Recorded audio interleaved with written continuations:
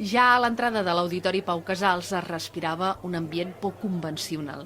Lluny del clima pausat de les nits d'estiu, quan hi ha concert, aquest diumenge al vespre hi havia més moviment.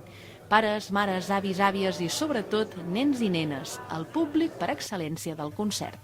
Vinc a veure un concert perquè són molt bonics i són molt simpàtics. Igual que l'Antònia, altres nens i nenes estaven ben informats que assistien a un concert especial per a ells. Però no es confonguin, pensat per a infants no implica una rebaixa en el nivell ni en la qualitat, sinó tot el contrari. Al cap i a la fi, cal satisfer oïdes molt exigents.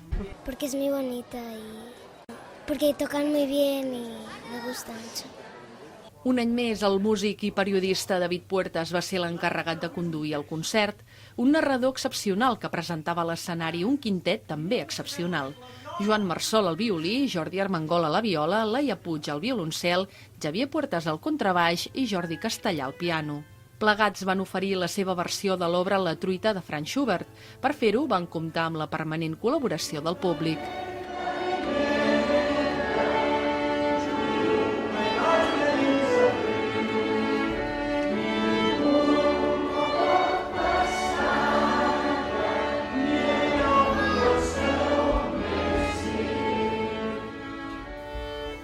La descoberta dels instruments, pels més petits de la sala, els compassos, els silencis, els moviments de l'obra o el seu autor, van formar part d'aquesta lliçó encoberta sota l'aparença de pura diversió.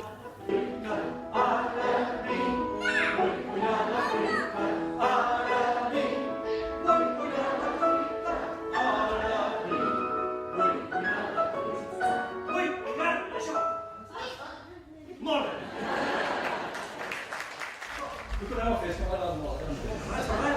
1, 2 i 3.